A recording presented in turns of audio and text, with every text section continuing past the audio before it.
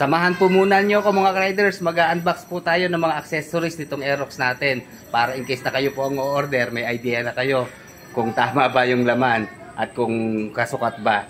So bago tayo magpatuloy mga riders, suportahan po muna ninyo yung aming Facebook page na Laguna PIO. Ayan po sa screen para sa karagdagang balita tungkol po sa Laguna, lalo na sa mga Lagunense. Ayan, follow lang po kayo ha. Okay, start na tayo.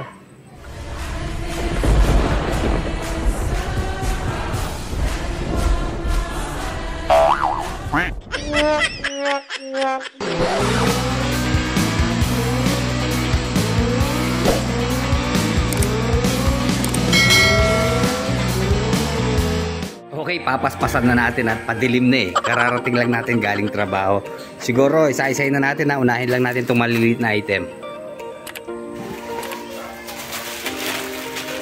Hindi na siguro masama mga riders kasi 2 years and 2 months na itong ating Aerox. So tama-tama ito na mag-upgrade naman tayo. Pero syempre mga budget meal lang ang kinukuha natin. Mga ano lang ang price po nito. Shopee tayo model ha. Ito pong mating niya. Ayan, maganda naman di ba? Katerno yung kulay. Bali itong mating niya po ay nasa 338. Ayan po sa screen yung kanya pong link sa Shopee. I-check muna natin. Bali fully rubber siya. Wala siyang kasamang metal. Mas maganda naman dito, meron siyang brand ng Aerox, di ba? Or yung model name ng Aerox. Okay, sa loob po, meron siyang kasamang mga rubber pa. Yung panlagay siguro dito sa pang-lock, dito sa mga butas-butas niya. So sisingitan natin. Unlike dun sa stock niya, di ba? Meron na siyang kasama na mga rubber dun sa mismong mating niya. So ayan. Then ito yung dalawa niyang mating. Okay, yan sa kabila. Ayan.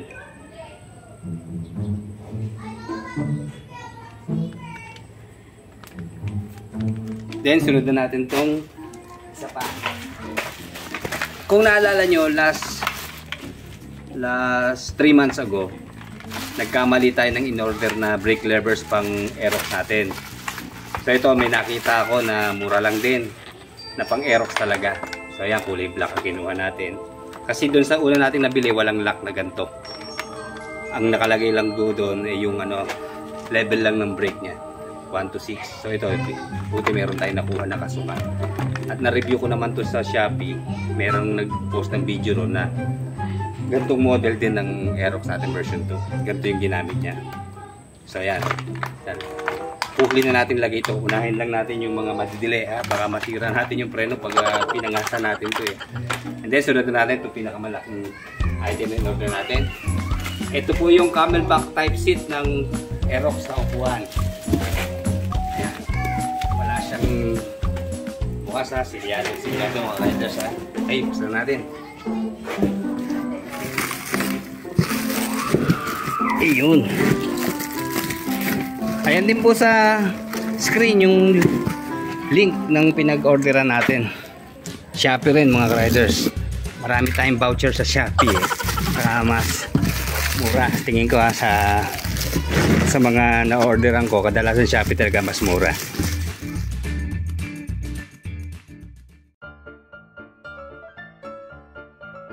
Alam niyo mga riders, sa tagal na natin sa pagmumotor, hindi ko na priority yung unahan, yung karera, di ba? Ang priority ko na ngayon kung paano ba magiging komportable sa ating pagmamaneho. Ganun siguro talaga pag nagkakaedad na. Kasi ito naman pong stock na upuan ng Aerox. No problem naman. Tignan nyo sa loob ng 2 years and 2 months. Wala man lang kayo makitang kalmot ng pusa. Napansin ko pag medyo madulas ang ating seat cover, hindi kinakalmot ng pusa. Pero pag yung mga gaspang na seat cover, asahan nyo, kakalmutin nila yan. So dito, ang issue ko lang naman dito, medyo mataas siya. So ngayon, nakakita ko nga dun sa review dun sa Shopee, medyo mababa daw itong in-order natin na camelback type seat na upuan. So yun, malalaman natin mga riders ha. Eto, dali, ba't nga ba hindi pa natin nilalabas? Saan na natin? Okay. Wala bang kasamang freebies? Okay, ayan ha. Wala akong kasama mga riders.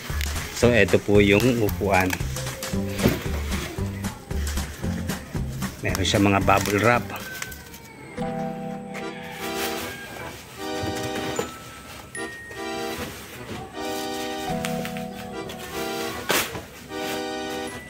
Okay, quality mga riders, oh. Hinahanapan natin ang damage. Yan naman. Tapos, parang pareho lang din ang lambot ng upuan niya. Isa stock, diba?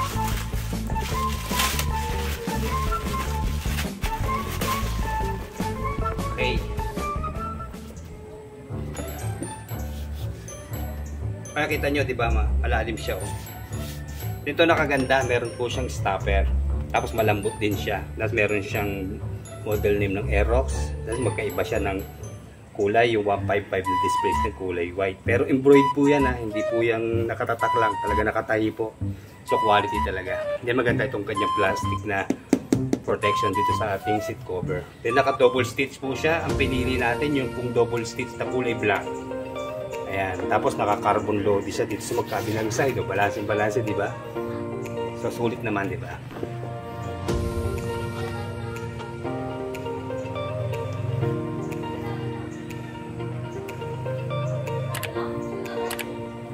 Bali ang price po mga riders ay nasa 2,000 plus. Okay, sabit na natin. Ayan, makikita nyo meron siyang tools organizer. Lalagayan ng mga tools. And then dalawa lang bolt ang naandito. Kailangan lang natin ng dalawang nuts.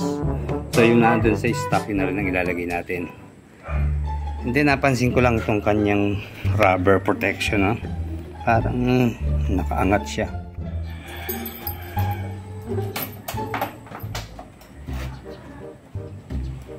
$10mm yung gagamitin natin na T-wrench.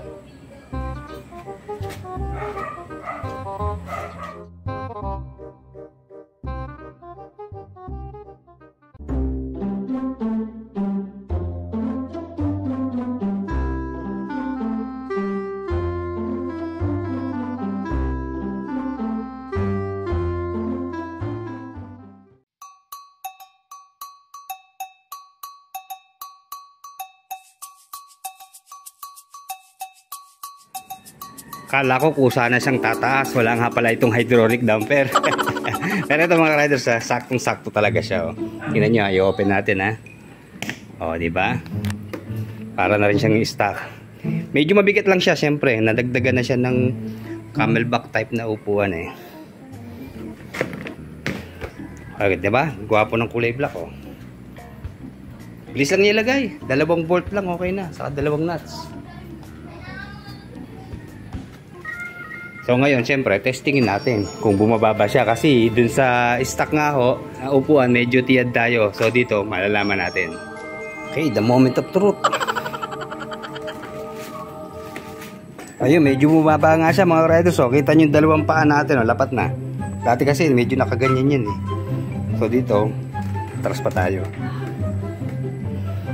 So sakto.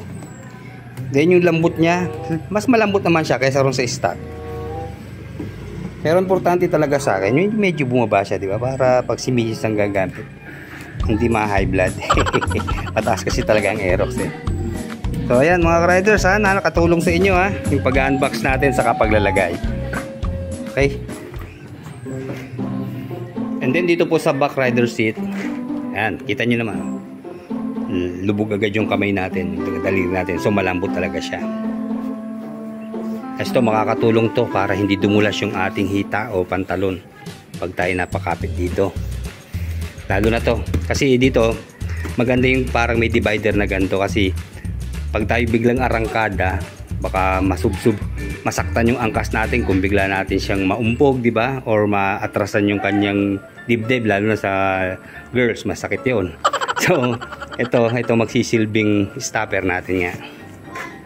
And then sunod na natin itong ating rubber matting. Okay. Salamat sa 2 taon, 2 buwang serbisyo. Pero matibay ito mga riders, kita nyo, wala man lang siyang lamat, di ba? Hanggang ngayon buo pa. Siyempre deform na yan at laging inaapakan.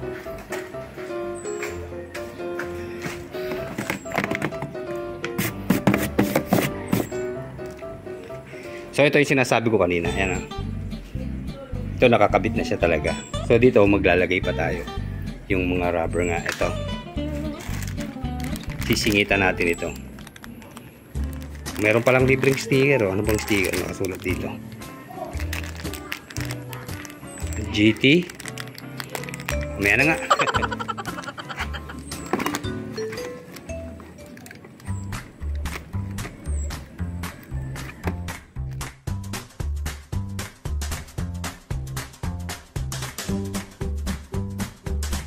Okay, bali siyam na butas pala. Nagpakahirap pa ako. Di diretso na natin lagay dito.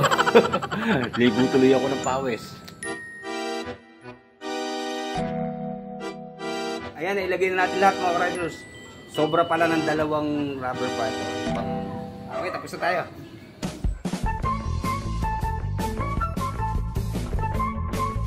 Guwapo na naman. Okay, bali mas makapal siya mga riders kaysa sa stock. Dahil nakatulong tong kanyang mga design, di ba? Naka-emboss siya. So yun nga ang kulay combination niya ay blue, black, saka gray. So terno naman sa kulay ng ating Aerox, di ba?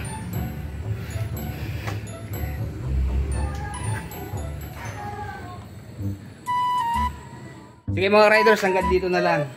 Marami po itong design, itong kanyang rubber matting. So marami kayo pagpipilian. So depende na sa kursonada niya. At yun lang, pag masyadong maganda yung design, medyo mataas ang presyo niya. So ito nga po, ulitin ko lang, 338 lang ang kuha natin doon sa isang pares. Okay, salamat po mga riders sa pagsubaybay ha. Like, comment, subscribe sa ating channel.